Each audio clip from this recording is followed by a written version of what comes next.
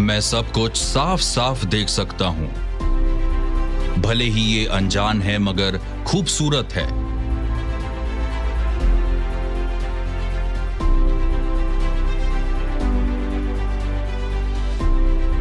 बेमिसाल कॉन्स्टेलेशन, खूबसूरत, बेहद खूबसूरत। क्या बात है।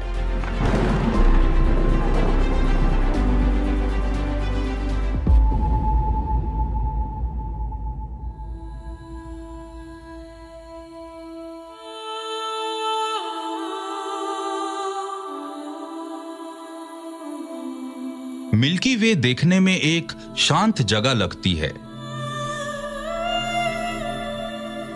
जहां अरबों खरबों स्टार्स शांति से कॉस्मोस के चक्कर लगा रही हैं।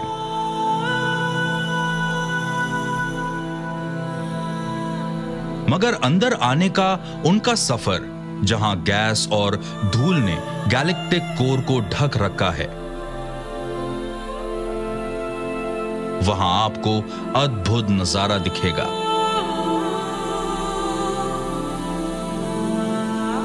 एक खाली दिखने वाली जगह में घूमते हुए स्टार,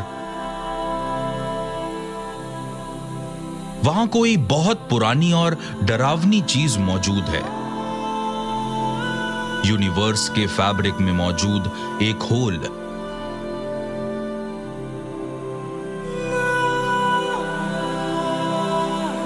रात के आसमान में जगमगाती रोशनी के वो सभी पॉइंट्स अपने आप में एक कमाल की दुनिया है। शानदार सूरज जिनके अनगिनत प्लैनेट्स उनके चक्कर लगा रहे हैं। कल्पना से परे वो अनजान दुनियाएं। और वहां दूर सबसे अजीब और सबसे हैरान करने वाली जगह वो है अंधेरे में जो नजर नहीं आती।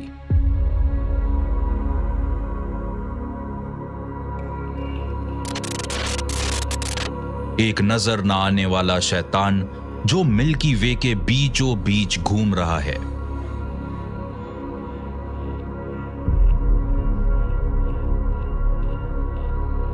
एक शैतान जो यूनिवर्स को बेरंग कर देता है।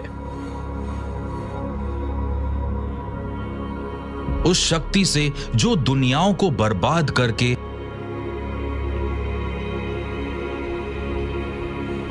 वक्त को रोक देती है।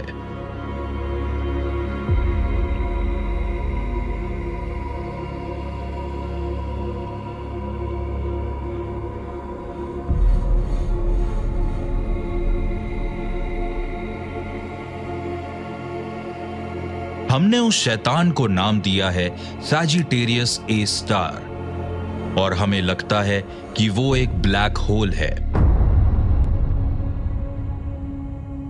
सैजिटेरियस ए स्टार ने हमारी गैलेक्सी के बनने में एक अहम किरदार निभाया है, और शायद इसने हमारे जैसे स्टार और प्लैनेट्स बनने पर भी असर डाला है। पर कहानी यहां खत्म नहीं होती, क्योंकि black holes Sagittarius A star जैसे हमारे समझने के लिए सबसे बड़ी चुनौती पेश करते हैं। वो भी कुदरत का एक हिस्सा हैं, आपकी और मेरी तरह। तो उन्हें समझना मुश्किल नहीं होना चाहिए, लेकिन वो होल्स हैं जो यूनिवर्स के फैब्रिक में बने हैं। जबरदस्त ग्रेविटी वाले कैद खाने जहां से लाइट खुद भी नहीं बच सकती। और इन्हें समझने की कोशिश ने फिजिसिस्ट को फिर से सोचने पर मजबूर कर दिया है, हकीकत की बुनियादी समझ के बारे में। मगर इसके खालीपन में कुछ जवाब छिपे हैं, उनके लिए जिन्हें जवाब मांगने की हिम्मत है। स्वागत है आपका विज्ञान शो के एक दिलचस्प topic, heart of darkness, black hole.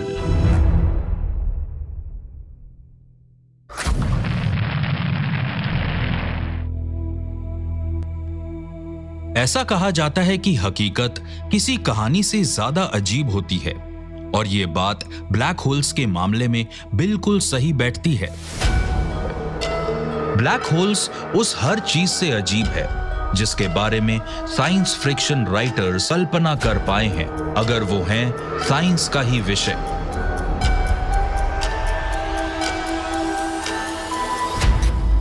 सुन लिया, डिप्लॉय कीजिए।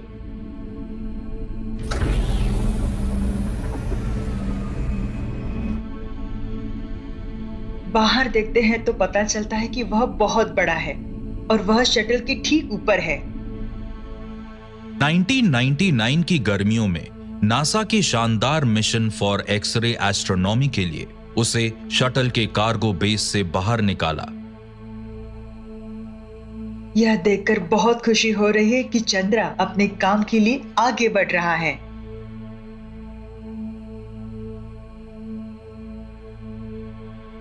पृथ्वी से बहुत ऊपर चंद्रा ने आकाश को स्कैन किया।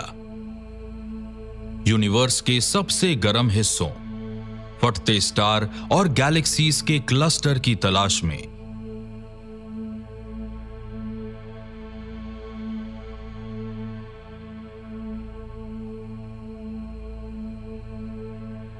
पर 14 सितंबर 2013 को 14 साल बाद चंद्रा को कुछ एकदम अलग नजर आया।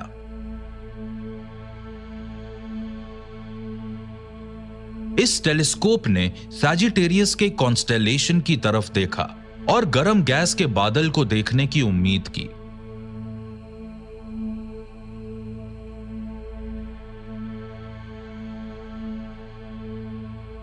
बजाय इसके उसने एक्सरेज की चमक रिकॉर्ड की, सिर्फ कुछ पिक्सेल्स के बराबर, जो गैलेक्टिक कोर में मौजूद खाली लगने वाली जगह से आ रही थी। कोई चीज बहुत कम वक्त के लिए बहुत ज्यादा गर्म हो गई थी।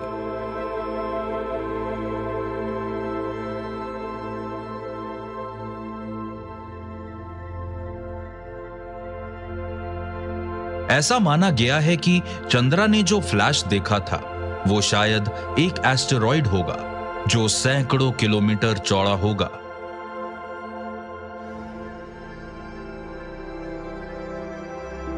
और वो बिखर रहा होगा और उसमें आग लगी होगी जो सूरज से 300 गुना ज्यादा चमक रहा होगा।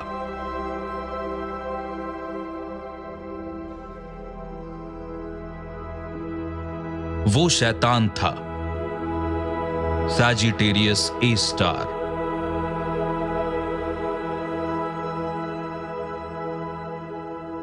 उस एस्टेरॉयड को बर्बाद करके हमारी गैलेक्सी में मौजूद ब्लैक होल दुनिया को अपनी मौजूदगी का पता दे रहा था।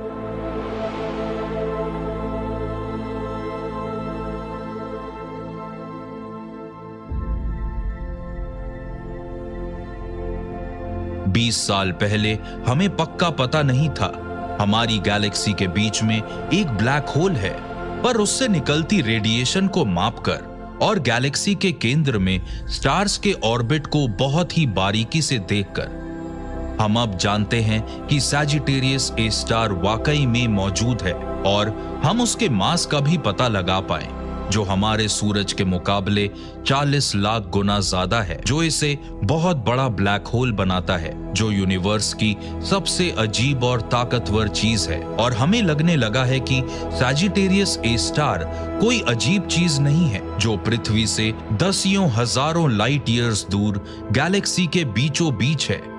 उसने एक बहुत अहम किरदार निभाया है मिल्की वे के बनने में, और ये सारी कहानी एक बहुत बड़े स्टार की मौत के बाद शुरू हुई।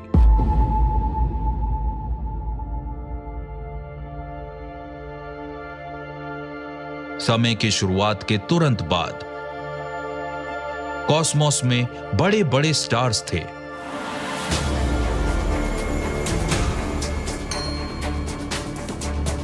हमारे सूरज के मुकाबले सैकड़ों गुना बड़े। उन स्टार्स की रोशनी नीली थी और वो बहुत ज्यादा गर्म थे। मगर सबसे चमकदार स्टार की जिंदगी भी बहुत कम थी।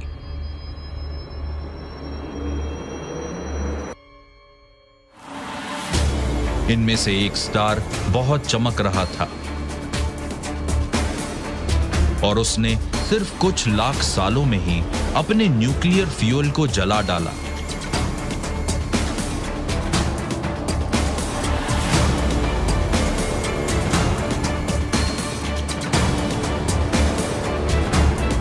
और टैंक खाली हो जाने के बाद ग्रेविटी ने अपना काम शुरू कर दिया। और वो स्टार ढह गया और काफी छोटा और बहुत डेंस होता गया, जब तक कि वो नजरों से गायब नहीं हो गया। और अब उस स्टार के बचे कुचे हिस्से किसी एटम से भी छोटे थे, जो यूनिवर्स से गायब हो गया और पीछे रह गया बस एक शैतान, एक black hole. Sagittarius A star की शुरुआत कोई एक बार होने वाली अजीब घटना नहीं थी। ऐसा हो सकता है कि शुरुआत के सभी स्टार्स अपनी मौत के बाद ब्लैक होल्स बन गए हों। ब्लैक होल्स असल में तब बनते हैं जब ग्रेविटी पर कोई लगाम नहीं रह जाती और वो मैटर को इतना कॉम्पैक्ट कर देता है कि यूनिवर्स में एक होल बन जाता है। ब्लैक होल के पास के इलाके में स्पेस और टाइम बहुत ही अजीब तरीके से बर्ताव करते हैं और असल में इस नदी में एक खूबसूरत और बेहद सटीक समानता है। अगर आप एक ब्लैक होल को पास से देखें तो कल्पना कर सकते हैं कि स्पेस भी ब्लैक होल की तरफ बह रहा है।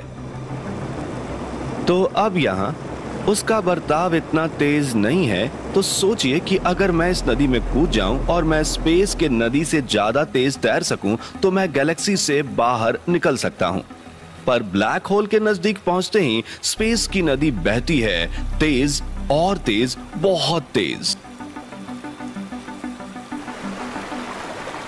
बह चुका एक बड़ा स्टार अब छोटा है, मगर उसमें इतना मास है कि उसके आसपास ग्रेविटेशनल फोर्स बहुत ज्यादा बढ़ जाती है।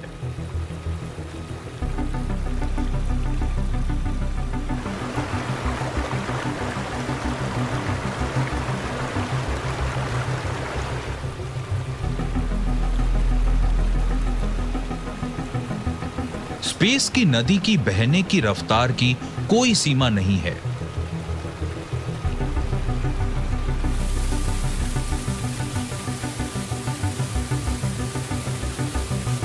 एक जगह ऐसी भी है जहां वो नदी एक झरना बन जाती है, फिर चाहे कितना भी तेज तैर लूं, मैं कभी इसके आगे नहीं निकल सकता। और ब्लैक होल के आसपास के इलाके में भी यही होता है। स्पेस की नदी खुद ब खुद लाइट की स्पीड से ज्यादा रफ्तार पर बहती है। लाइट खुद भी स्पेस में इतनी रफ्तार से सफर नहीं कर सकती। और सैजिटेरियस ए स्टार भी यही है। ये एक झरना है यूनिवर्स के फैब्रिक में।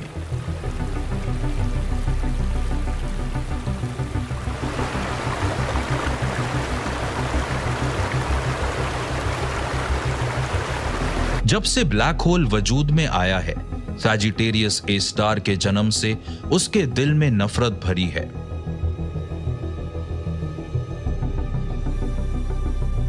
इसके अंदर का हिस्सा हमेशा नजरों से छुपा रहता है, जहां स्पेस में एक बाउंड्री इसे छुपाए रखती है। वो है इवेंट होराइजन, जहां से वापस लौट पाना नामुमकिन है।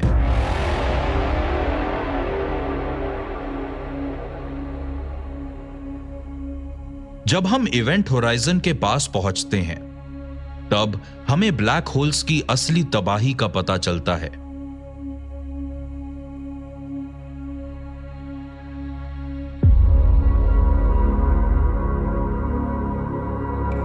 आइंस्टाइन ने हमें सिखाया कि स्पेस और टाइम वो नहीं जो हम समझते हैं, वो आपस में मिले हुए किसी फैब्रिक की तरह यूनिवर्स का फैब्रिक, जिसे स्पेस टाइम कहते हैं। और आइंस्टाइन ने यह भी सिखाया कि बड़े ऑब्जेक्ट्स की मौजूदगी, स्टार्स और प्लैनेट्स और गैलेक्सीज यूनिवर्स के फैब्रिक को मोड़कर उसे खराब कर देती है।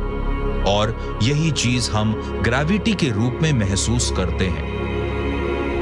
पर यह सिर्फ स्पेस में ही नहीं होता, ऐसा टाइम में भी होता है। आप जैसे जैसे किसी बड़े ऑब्जेक्ट के पास जाएंगे, वहां टाइम के गुजरने की रफ्तार कम हो जाएगी। तो अगर मैं एक ब्लैक होल की तरफ देखूं, तो मुझे टाइम के गुजरने की रफ्तार कम और कम लगेगी, जब तक इवेंट होराइजन पर टाइम रुक नहीं जाता।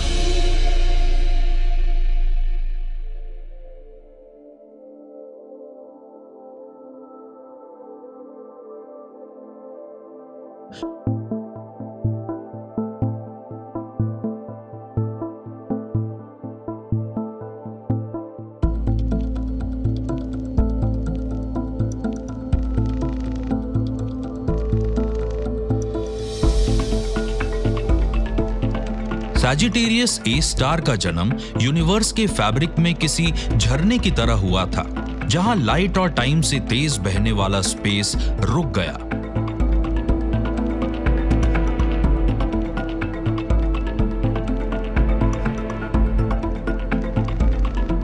पर तब हमारा ये ब्लैक होल सिर्फ एक बच्चा था, जो अपने आसपास मौजूद स्टार्स के मुकाबले बहुत छोटा था। ये उस शैतान जैसा बिल्कुल नहीं था जो ये बनने वाला था।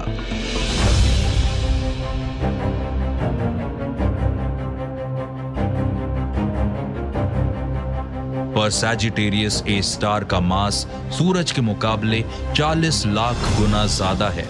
कभी भी कोई इतना बड़ा स्टार नहीं रहा, कभी भी नहीं।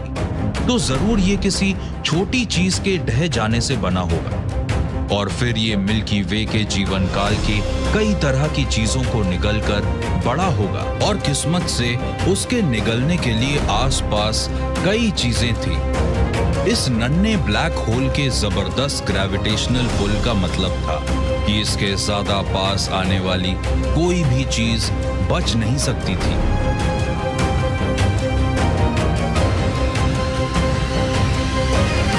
सैजिटेरियस ए स्टार बड़ा होता चला गया, जो आसपास मौजूद स्टार को खींचने लगा और उनके टुकड़े टुकड़े करके गर्म प्लाज्मा निकलने लगा।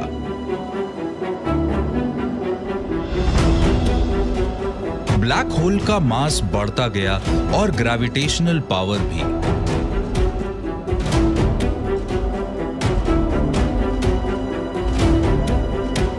पर हमें नहीं लगता था कि तब इतने ज्यादा स्टार्स थे कि ये ब्लैक होल सिर्फ उन स्टार्स को खाकर ही इतना बड़ा हो गया।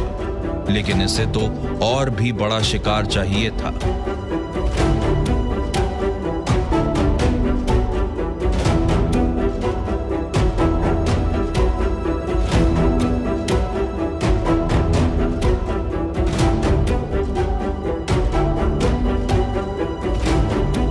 जब सैजिटेरियस ए के पास से एक और ब्लैक होल गुजरा, तो वो एक दूसरे की ग्रेविटी से लॉक हो गए।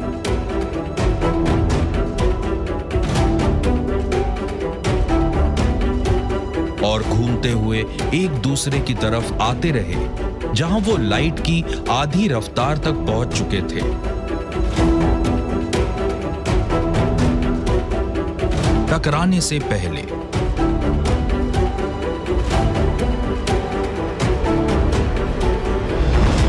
सैजिटेरियस ए स्टार अपने भाई को ही निगल गया,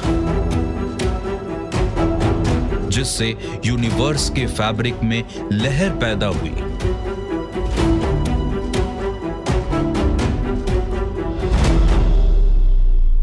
अभी ये और भी भूखा था। ब्लैक होल्स, स्टार्स, गैस के बदले या जो भी इसके बहुत करीब पहुंच जाता, इसका खाना बन जाता। और जैसे जैसे हमारे ब्लैक होल का असर और ताकत बढ़ी, तो इसके आसपास के इलाके भी बदलने लगे। गैलेक्टिक कोर के आसपास अरबों खरबों स्टार ऑर्बिट में थे, जो अपने सेंटर ऑफ मास के आसपास घूम रहे थे।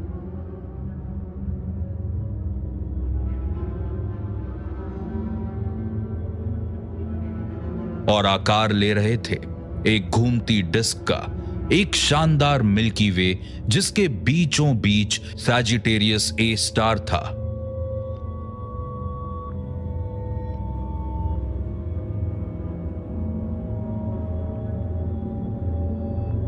सैजिटेरियस ए स्टार, जिसे आज हम एक बहुत बड़ा ब्लैक होल कहते हैं, ये यूनिवर्स में मौजूद किसी भी स्टार के मुकाबले सैकड़ों हजारों गुना ज्यादा बड़ा है।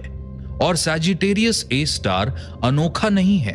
और अब हमें लगता है कि हर गैलेक्सी के बीचों बीच एक बहुत बड़ा ब्लैक होल है।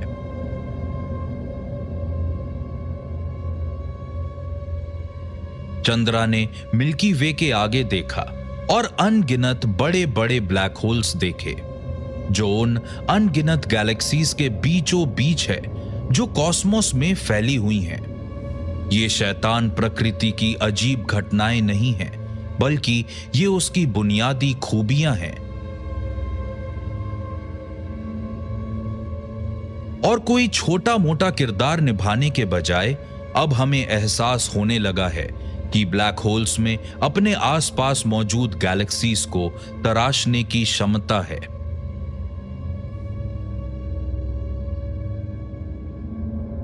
किसी नई गैलेक्सी का केंद्र जिसमें गैस और धूल भरी है, इसके लिए और खाना मुहैया कराती है।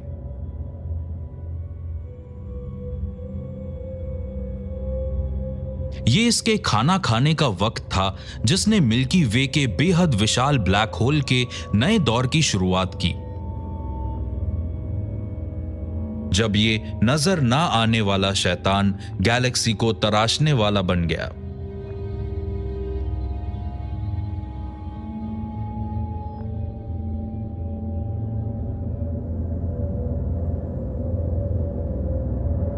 यूनिवर्स में आबादी और बर्बादी कदम से कदम मिलाकर चलते हैं। ब्लैक होल्स के साथ भी यही होता है। सैजिटेरियस ए स्टार जाहिर है कि ना सिर्फ तबाही मचाने वाला है, क्योंकि इसके अंदर जाने वाला जो मटेरियल है वो ना सिर्फ इवेंट होराइजन से गायब हो जाता है, बल्कि उसका ज्यादातर हिस्सा ब्लैक होल के ऑर्बिट में चला जाता है। और वो इलाका बहुत हिंसक है। वो मैग्नेटिक फील्ड्स हैं जो घूमती रहती हैं और बड़ी ही अजीब सी हो जाती हैं, और ये ब्लैक होल के मैग्नेटिक पोल से मटेरियल बाहर फेंकते रहते हैं, जिसके बड़े जेट पूरी गैलेक्सी से होकर गुजरते हैं। हमें हाल ही में सैजिटेरियस ए स्टार के विस्फोटों का पता चला है।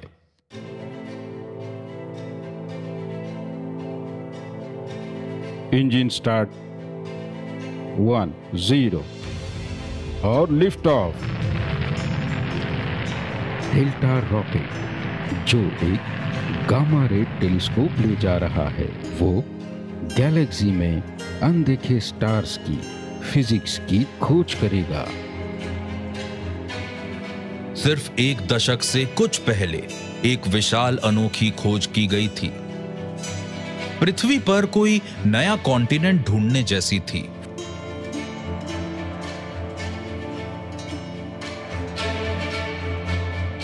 फर्मी स्पेस टेलीस्कोप को गामा रेस का पता लगाने के लिए बनाया गया था, जो यूनिवर्स में सबसे ज्यादा ताकतवर है। जब फर्मी पृथ्वी के ऑर्बिट में आया तो उसने आकाश का एक मैप बनाया।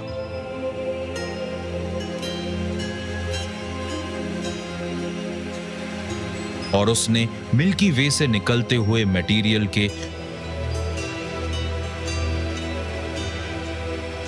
2 बबल्स देखे, और दोनों 25,000 लाइट ईयर्स के इलाके में फैले थे।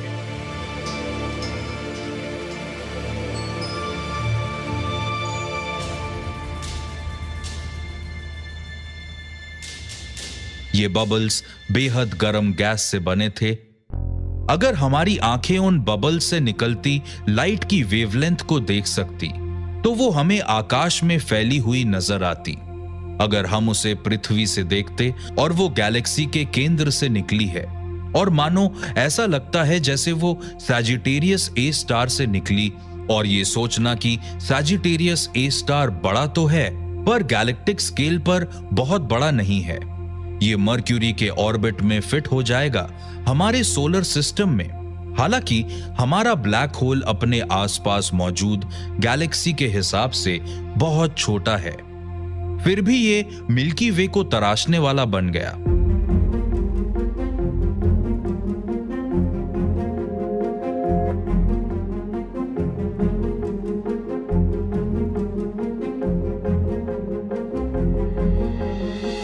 हर कुछ लाख सालों में मटेरियल का वो डेंस रिंग जो हमारे ब्लैक होल के आसपास घूमता है,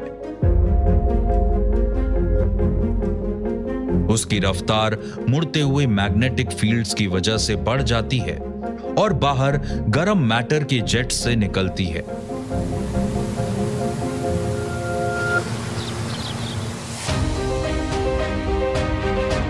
ये जेट्स इतने ताकतवर थे कि ये अपने रास्ते में आने वाले प्लैनेट्स के एटमॉस्फेयर को बर्बाद कर देते थे।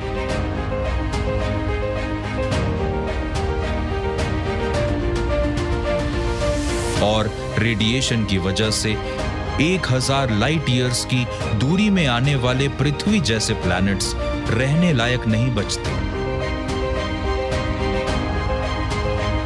पर सैजिटेरियस ए स्टार में हुआ विस्फोट इतना जबरदस्त था कि गैलेक्सी में बहुत दूर हुई ये बर्बादी निर्माण में बदल गई। अगर आप उन वजहों को देखें कि पृथ्वी पर ना सिर्फ जीवन की शुरुआत हुई बल्कि 4 अरब साल तक बदलती रही और साथ ही फलती फूलती भी रही, जो वक्त इसे ये पेचीदी दुनिया बनाने में लगा, तो ये कहना शायद थोड़ा ज्यादा नहीं होगा कि हमारी गैलेक्सी के बीच एक बहुत बड़ा ब्लैक होल भी उसकी वजह है।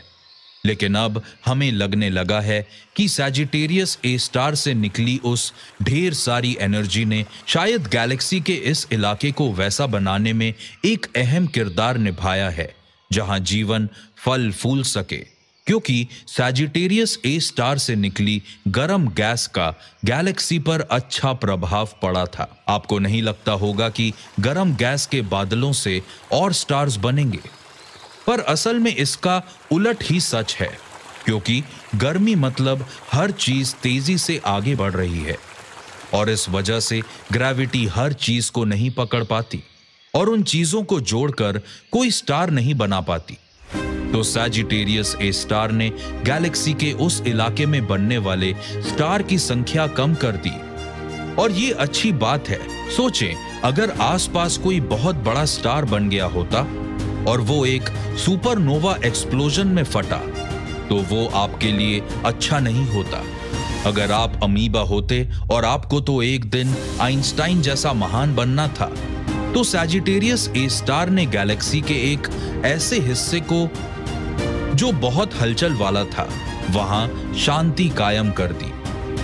सैजिटेरियस ए स्टार से निकली गर्म गैसेस ने स्टार बनने की दर को कम कर दिया और एक छोटे येलो स्टार के आसपास एक शांत इलाके में गैलेक्सी की घुमावदार बालों के अंतिम छोर पर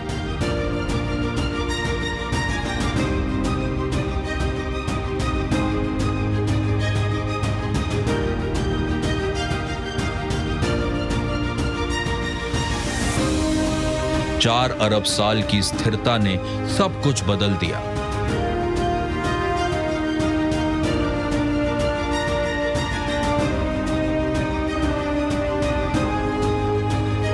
तो अब जाहिर है कि किसी प्लैनेट पर जीवन होने के लिए कई चीजों का होना जरूरी है।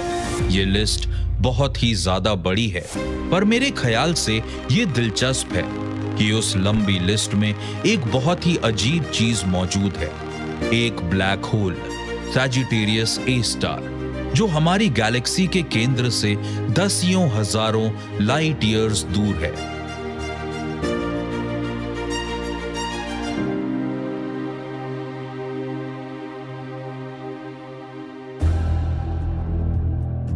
ज्यादातर गैस, धूल और स्टार का सफाया करने के बाद जो आसपास हुआ करते थे, ब्लैक होल के निकलने के लिए ज्यादा कुछ नहीं बचा था। हमारा ब्लैक होल शांत पड़ गया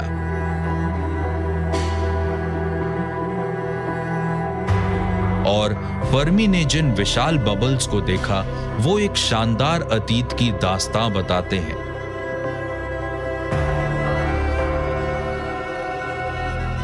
आज सैजिटेरियस ए स्टार बिल्कुल खामोश है, एक चिड़चिड़ा शैतान जो धीमे धीमे उबल रहा है।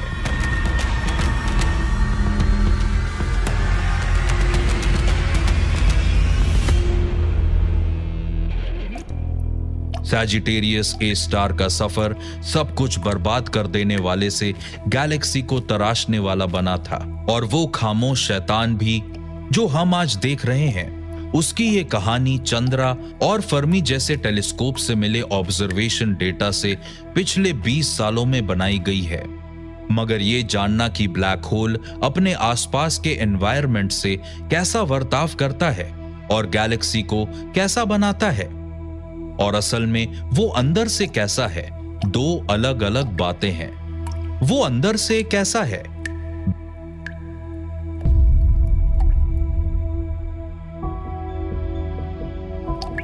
ब्लैक होल यूनिवर्स की भविष्यवाणी के बारे में हर बुनियादी चीज को चुनौती देते हैं और उसके इतिहास की निश्चितता को भी। ब्लैक होल से कुछ भी बाहर नहीं निकल सकता और हमें ऐसा लगता है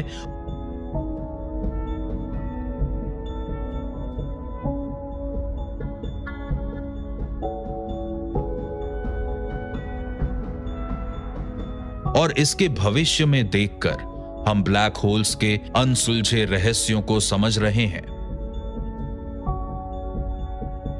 सैजिटेरियस ए स्टार के आसपास दर्जनों स्टार्स चक्कर लगा रहे हैं, जिसमें से कुछ तो इवेंट होराइजन से सिर्फ कुछ अरब किलोमीटर की दूरी से गुजरते हैं, जो गैलेक्टिक स्केल्स पर एक बाल की मोटाई के बराबर हैं। इतने पास से गुजरने के घातक परिणाम हो सकते हैं।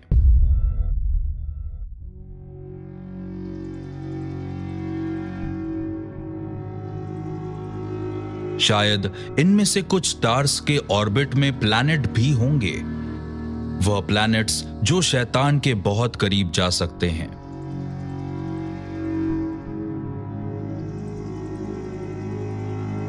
आग की तरफ एक पतंगे की तरह, जहां उस प्लैनेट को अपने स्टार से दूर अंधकार में खींच लिया जाएगा।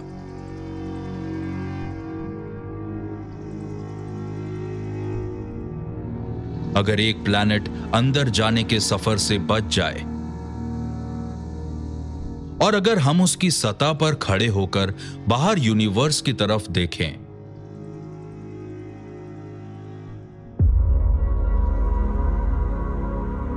तो हमें स्पेस और टाइम और ज्यादा अजीबोगरीब होता नजर आएगा।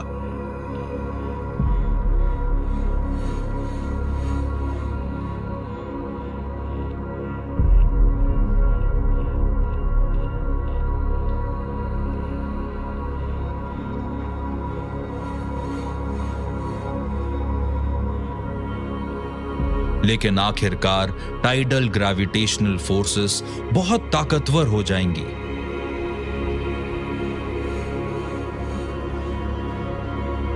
जहां ना चाहते हुए भी अकेलापन निगल जाएगा, वक्त थम जाएगा और सभी रास्ते बंद हो जाएंगे।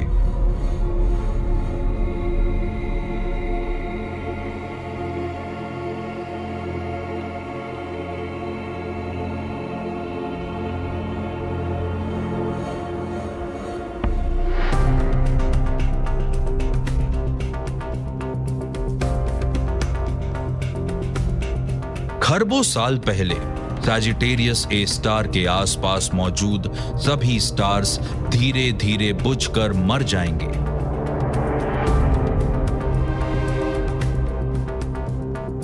कई और अनजान दुनियाओं पर कभी सवेरा नहीं होगा।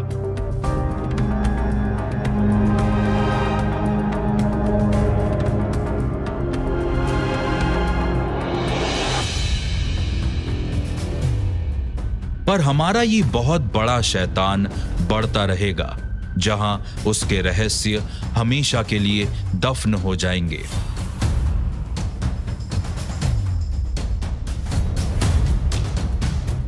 हमारा अनुमान है कि एक दिन यूनिवर्स में सिर्फ ब्लैक होल्स ही रहेंगे। कभी ना खत्म होने वाला अंधकार का दौर।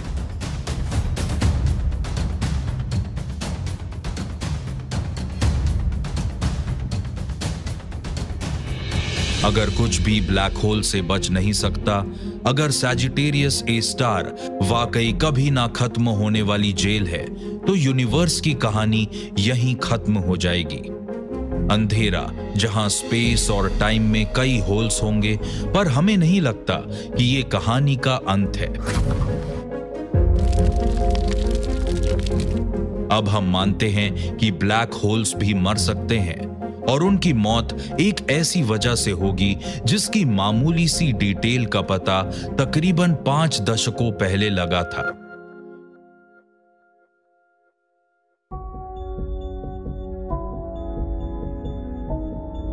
नाइनटीन 1975 में स्टीफन हॉकिंग ने एक कमाल का पेपर पब्लिश किया था, जहां उन्होंने दिखाया कि ब्लैक होल्स पूरी तरह ब्लैक नहीं होते, वो चमकते हैं, हल्का सा उनका भी तापमान होता है।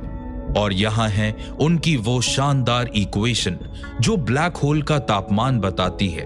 और आप देख सकते हैं कि इसमें कुछ बहुत ही बड़ा चल रहा है, क्योंकि सारी फिजिक्स इसी में छुपी हुई है। ये है h बार, ये प्लैंक्स कांस्टेंट है, और क्वांटम मैकेनिक्स और सब एटॉमिक वर्ल्ड से जुड़ी है। c लाइट की स्पीड है और g ग्रेविटी की स्ट्रेंथ है। ये k भी बोल्ट्जमैन कांस्टेंट है जो कि तापमान और थर्मोडायनामिक्स के बारे में है। और यहाँ ये m जो ब्लैक होल का मास है, इसमें सर्कल्स भी हैं क्योंकि इसमें पाई है। हॉकिंग के नतीजे एकदम सही साबित हुए और इसके मायने काफी बड़े हैं। अगर किसी चीज में तापमान है तो रेडिएट करेगा, इसलिए गर्म चीज के आसपास हाथ ले जाने पर आप भी गर्मी महसूस कर सकेंगे। और इसलिए यूनिवर्स की अभी की उम्र से कई गुना अरब लंबे टाइम स्केल पर सैजिटेरियस ए स्टार आखिरकार हो जाएगा, हमेशा के लिए गायब।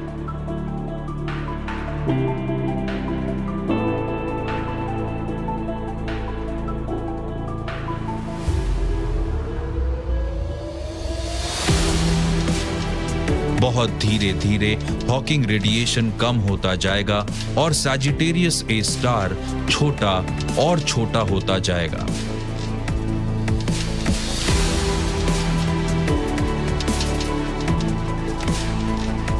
जब तक भविष्य में कई खरब साल बाद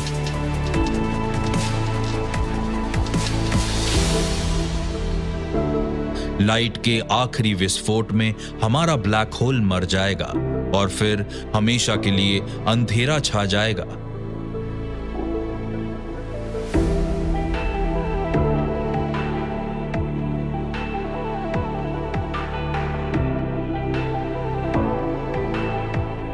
तो अब आप कह सकते हैं कि हम परवाह क्यों करें? क्या हो जाएगा अगर बहुत आगे चलकर भविष्य में यूनिवर्स से ब्लैक होल खत्म हो जाएगा और उसे देखने के लिए कोई होगा ही नहीं? पर मेरे ख्याल से ये खोज की ब्लैक होल के खत्म होने से सबसे बड़ा और अहम सवाल ये उठेगा फिजिक्स के इतिहास में, वो भी पिछले 100 सालों में। और मैं बड़ा चढ़ाकर नहीं बता रहा। देखिए क्या होता है जब इस कागज के टुकड़े में आग लगाऊंगा जिस पर स्टीफन हॉकिंग की इक्वेशन लिखी है। क्या मैंने हर चीज को खत्म कर दिया? क्या मैंने हर तरह की जानकारी जिसमें वो इक्वेशन भी शामिल है, इसे जलाने से यूनिवर्स से गायब कर दिया?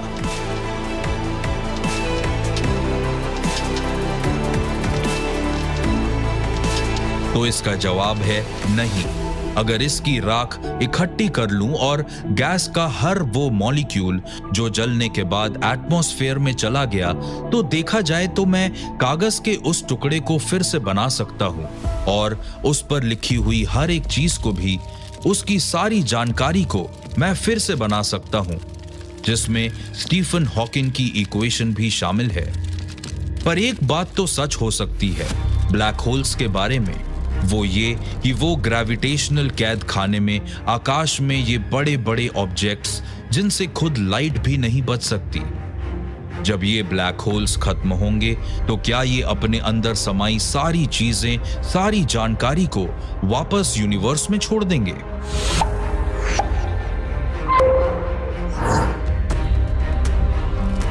ब्लैक होल्स ब्लैक नहीं होते जैसा कहा जाता है, और ना ही वो कभी ना खत्म होने वाली कैद है जैसा पहले सोचा गया था। चीजें ब्लैक होल से बाहर निकल सकती हैं, बाहर की तरह, और शायद दूसरे यूनिवर्स में भी।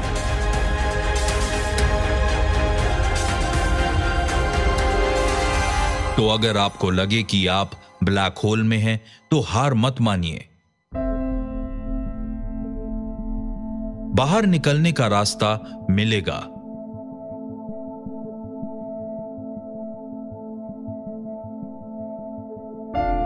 अगर सैजिटेरियस ए स्टार के इवेपोरेट होने पर यह जानकारी उससे बाहर आ गई तो उसका असर बहुत गहरा होगा। ब्लैक होल्स कोई मकबरे नहीं है, वो तो प्रवेश द्वार है। अब हम मानते हैं कि सैजिटेरियस ए स्टार में समा चुकी हर चीज जिंदा रहेगी।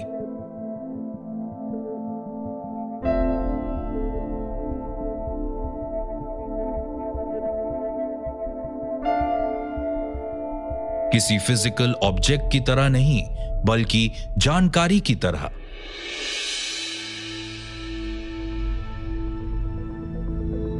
जो अंधकार और गर्मी से निकलेगी, दूर कहीं भविष्य में हॉकिंग रेडिएशन के रूप में।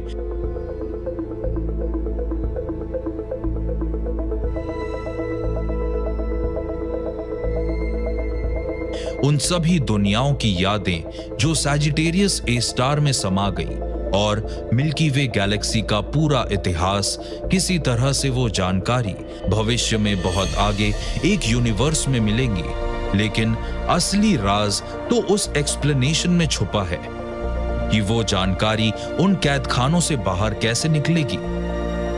तो अब जो मैं कहने वाला हूं वो आपको एक साइंस फिक्शन की तरह लग सकता है, मगर सुनिए, जब ब्लैक होल खत्म होते हैं, जब उसका आधा हिस्सा बचता है, तो उसके अंदर का हिस्सा काफी हद तक उन जगहों की तरह हो जाता है जो हॉकिंग रेडिएशन से बहुत पहले निकली थी।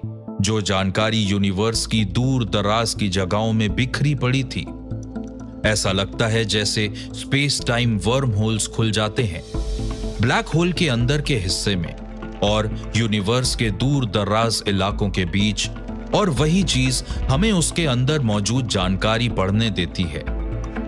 सुनने में यह बात बहुत ही अजीब लग सकती है, और मुझे कहना चाहिए कि कोई भी इस बात से सहमत नहीं है कि असल में हो क्या रहा है।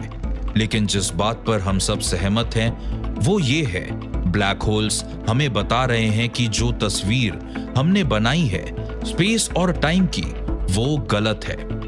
आइडिया ये है कि ये जगह इस जगह के पास है और टाइम भी एक जैसा ही है। गलत है। इसकी हकीकत की तस्वीर और गहरी है, जिसमें स्पेस और टाइम होते ही नहीं है। एक सीधे से सवाल का जवाब देने की कोशिश कि उन चीजों का क्या होता है जो ब्लैक होल में समा जाती हैं, उसने हमें एक बहुत परेशान करने वाले नतीजे पर पहुंचा दिया है। स्पेस और टाइम वह बुनियादी कॉन्सेप्ट्स जिनके आधार पर हम अपने आसपास की दुनिया को अनुभव करते हैं, वो कुदरत की बुनियादी विशेषता नहीं है। वो दोनों एक अनोखी हकीकत से निकले हैं जिसमें दोनों ही नहीं होते।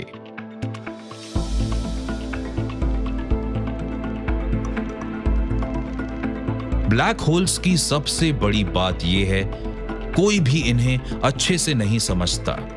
तो चिंता मत कीजिए अगर मेरी बात समझ नहीं आती तो, क्योंकि मुझे भी समझ नहीं आ रहा कि मैं क्या कर रहा हूं, और ना ही कोई और जानता है।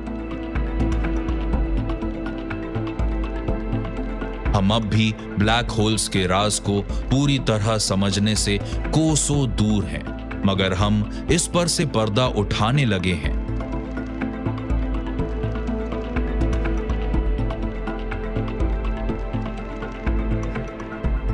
कॉस्मोस की एक असमानता होने के बजाय सैजिटेरियस ए स्टार हमारे इतिहास और हमारे भविष्य का हिस्सा है।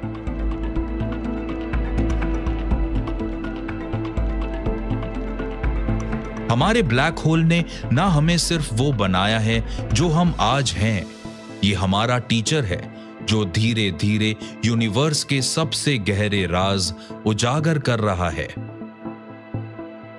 वो राज जो लंबे वक्त से छिपे हुए हैं, एक ऐसी जगह में जो वक्त के पार है।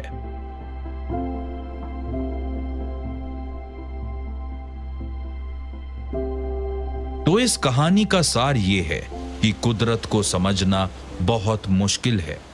तो हम कुदरत को जितना करीब से देखेंगे, हम उतनी ही जल्दी कुदरत को समझ पाएंगे। तो अब तक कुदरत में सबसे अजीब जो चीज है वो है ब्लैक होल्स।